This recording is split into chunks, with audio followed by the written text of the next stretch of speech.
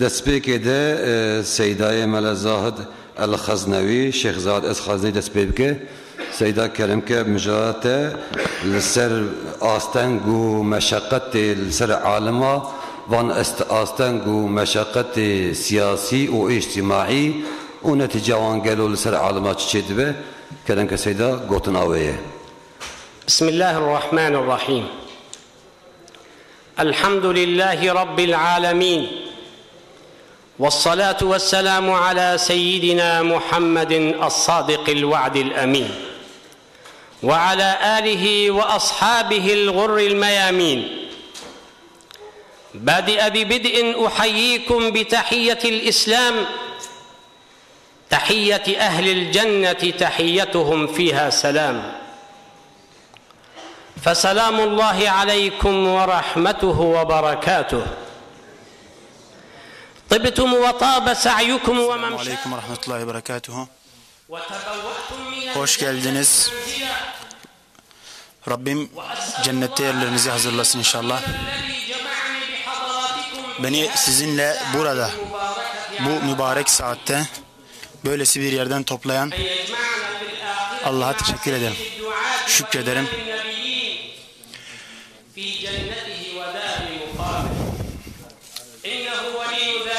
Şüphesiz Allah bu duruma güç yetirendir.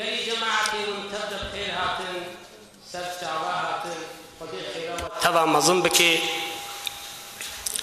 خصوصا أب خير هايجو اتحاد العلماء أبويا وسيلة وسلوكي وناكي بتايبتي ملا أنور ودي تعالى عز وجل بني في سنة صحيفة أعمالي ودا خدي جورازي به خدي توفيقا وتوابدي.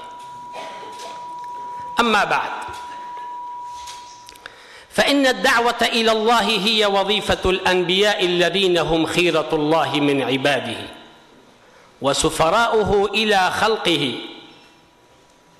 وهي مهمة ورثها الأنبياء للعلماء العاملين والدعاة الصالحين من بعدهم، وهي أحسن الأعمال وأفضلها بعد الإيمان. لذلك قال تعالى في حق حملتها: ومن أحسن قولا ممن دعا إلى الله وعمل صالحا وقال إنني من المسلمين. وخاطب الرسول عليه الصلاة والسلام وخاطب رسوله صلى الله عليه وسلم. Allah-u Teala şöyle sesleniyor: Ey peygamber, Allah'tan sana indirilmiş olanı tebliğ et. Eğer bunu yapmazsan bil ki sen risalet görevini yerine getirmiş olmazsın. Peygamber sallallahu aleyhi ve sellem Hazreti Ali'ye şöyle bir ifade kullanıyor. Allah'a emin olsun ki ey Ali, Allah'ın senin elinle bir insana bile hidayet etmesi senin için vadiler dolusu kırmızı develerden daha hayırlıdır. Hocalarım, alimlere düşen müminleri birleştirmek, Allah'ın hidayetine yönlendirmek, Allah'ın indirmiş olduğu hukuku uygulamak, Allah'ın dışında kendisine ibadet edilen tüm mabutlara karşı Allah'ın dinini ikame etmektir. Hiç şüphe yok ki alimler ve davetler çalışmaları esnasında birçok sıkıntıyla karşılaşabiliyorlar. Kendilerinin etrafında önlerini kesilen ya sosyal bazı sıkıntılar ya siyaseten önlerine çıkmış setler bulunmakta ve onların kendi arasında bir vahdeti bulunmadığından birçok sıkıntı karşılarına çıkmakta. Yine bu sıkıntılardan biri de bazılarının ihlassızlığı olabilir.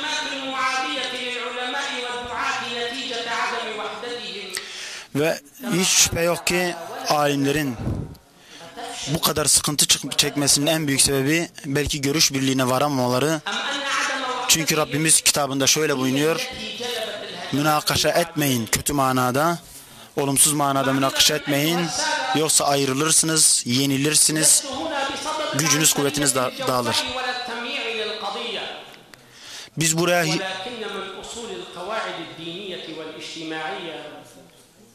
dini mübin için toplamış bulunmaktayız. Bunu yapıyorken de hiç şüphe yok ki eğer varsa hatalarımız bunları konuşmalıyız.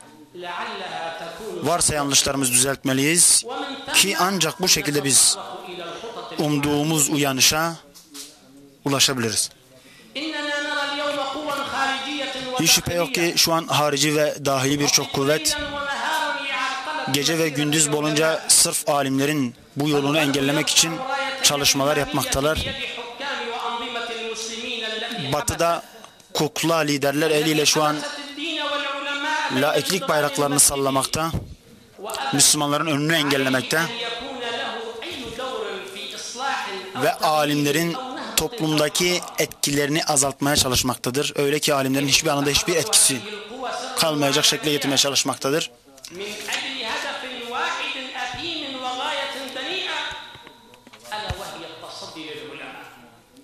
O alçakça isteklerini de alimlere saldırarak yapmaktadırlar.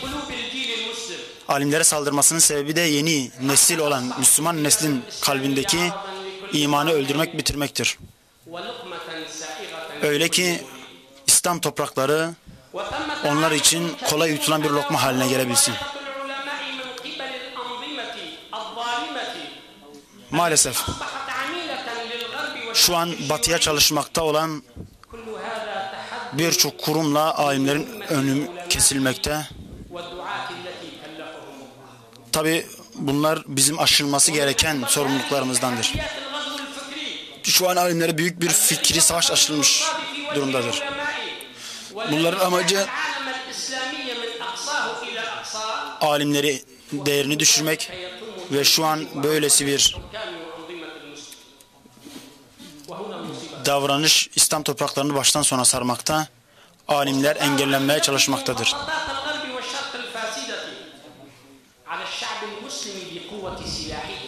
Ve hatta bunu elleriyle yapamadıkları zaman silah kullanarak bu planlarını gerçekleştiriyorlar. Bu zorbalıklar sonucunda alimleri siyasal alandan, sosyal alandan, iktisadi alandan uzak tuttular.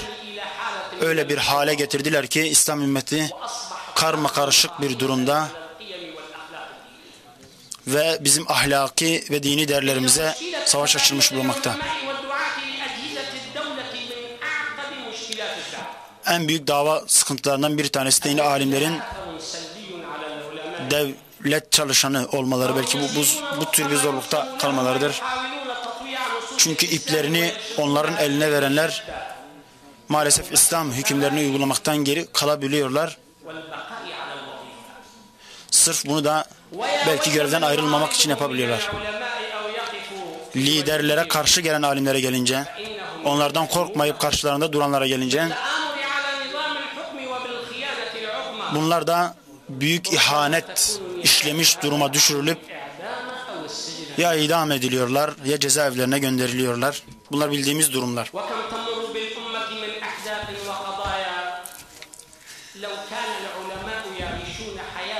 Şu an öyle sıkıntılar görüyoruz ki, ümmet öyle sıkıntılar içerisinde ki eğer gerçekten alimlerimiz bağımsız olsalardı, gerçekten özgür bırakılmış olsalardı bu sıkıntıların belki hiçbirini yaşamıyor olacaktık.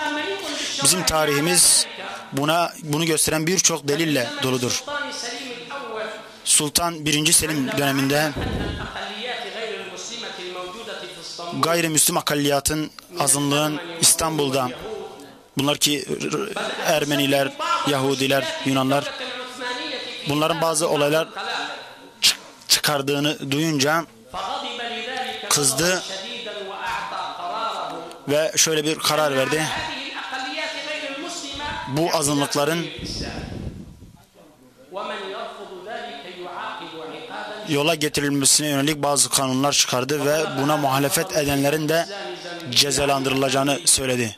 Zembil Ali Efendi o dönemin büyük alimlerinden, kendisi bunu duyunca kızdı. Çünkü Sultan 1. Selim çıkardığı yasada İslam lehine bazı şeyleri istemiş ancak bunun zorla uygulanacağını söylemişti. O sultan dahi olsa bunun zorla uygulanamayacağını söyledi. Ve sultana yönelip ey sultan, sen Hanif İslam dinine bazı konularda ters düşen bir yasa çıkardın. Çünkü insanlara bazı şeyleri zorla uygulattırdın. Bundan vazgeç, yoksa vereceğim bir fetva ile yerinden olabilirsin dedi. İşte alimler böyleydi. Sosyal hayatta bu kadar etkiliydiler. Hiç şüphe yok ki İslam ümmeti hilafetin bitirilmesi ve İslam topraklarının parçalanmasından sonra ve uygulanan misyonerleştirme, Hristiyanlaştırma faaliyetlerinden sonra, ki bunlar gerek Hristiyanların gerek Yahudilerin eliyle yapılıyordu. Öyle bir hale geldi ki ümmet neredeyse son nefeslerini veriyordu. Şu an zaten biz İslam ümmetinin toprakların nasıl işgal edildiğini, kanların nasıl döktürüldüğünü görüyoruz. Bu da düşmanın, Batı'nın terörist grupları desteklemesiyle gerçekleşmiştir. Ama her şeye rağmen İslam ümmetinin uyanışının gerçekleştiğini gördükleri zaman ve bunun da alimler ve davetçiler eliyle olduğunu gördükleri zaman hemen yaptıkları ilk iş alim harekatını engellemek, alimlerin etkisini düşürmek, siyasi açıdan onlara baskı kurmaya başladılar. Irkçılığı desteklediler, ırkçı partileri desteklediler ve bunu bizim gençlerimiz arasına yaymaya başladılar. Bunu bazı bahanelerle yaptılar. Artı bayanı toplumu bozucu, fesat aracı olarak kullanmaya çalıştılar. Bunu da bayan hakları bahanesiyle yaptılar.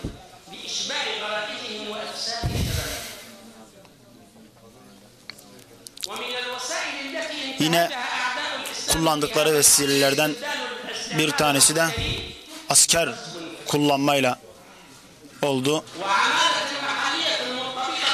Ve yine bizim kendi içerimizde yaşayan ama ipi Batı'nın elinde olan bazı hainler eliyle zaman zaman topraklarımıza darbe yaptılar. Bu insanlar peygamberin deyimiyle bizim dilimizi konuşan, bizim dinimizi din edinmiş gibi görünen insanlardı ama aslında onlar din düşmanı, Batı kuklalarıydı.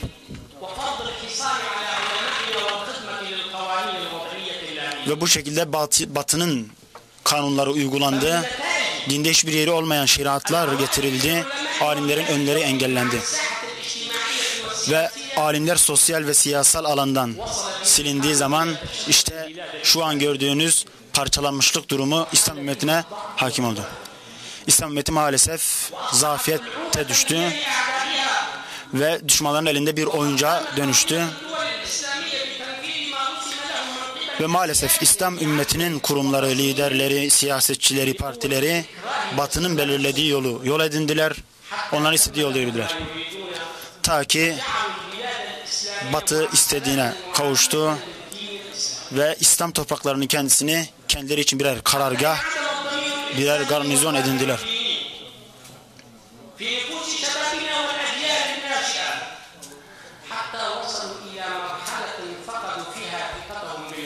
Öyle bir hale geldi ki ümmet alimlere olan güvenini yitirdi. Hatta zaman zaman alay edecek dereceye geldi. Ve İslam ümmeti bir zillete düştü, bir gericilik durumuna girdi. Ama şu unutulmaması gereken bir durumdur ki İslam fethi Rum ve Pers topraklarına yetiştirildiği zaman İslam'ın ne kadar hızlı yayıldığını ve insanların isteye İslam'a nasıl girdiğini unutmamalıyız. İslam toprakları Ermenistan'a ulaştı, Rusya'ya ulaştı. İslam'ın o adil düzeni altına Mısır, Suriye, Hindistan topraklarının birçoğu girdi. Doğuda ta Çin'e ulaştı. Batıda ise Avrupa'daki Endülüs, günümüz İspanyol devletine kadar İslam devletinin hakimiyeti sürdü. Oralara kadar ulaştı. Abbasi halifesi Harun Reşit öyle bir duruma geldi ki bulutlara dönüp şu ifadeyi kullandı. Ey bulutlar, ister sağa gidin ister sola gidin. Vallahi yağdırdığınız her yağmurun ben zekatını alacağım dedi. Çünkü İslam toprakları bu kadar genişlemişti. Ama bugün gelin görün ki yağmur değil, üzerimize bombalar yağdırılmaktadır. Ve maalesef şöyle diyecek hale geldik. İstediğiniz yerde bomba atın, istediğiniz yere füzeler fırlatın. Hiç şüpheniz olmasın, ölecek olanlar Müslümanlardır. Rabbimizden isteğimiz şudur: bize birliği nasip etsin, ibadet üzere birleştirsin bizi. Bizi dini konusunda ihlaslı kimselerden eylesin. Şu an içinde bulunduğumuz hali daha güzel bir hale çevirsin. Şüphesiz o her şeye gücü yetendir. Dualara icabet etmek en çok ona yakışır. Alemin Rabbi olan Allah'a hamdolsun. Allah'ın rahmet, selam ve bereketi üzerinize olsun.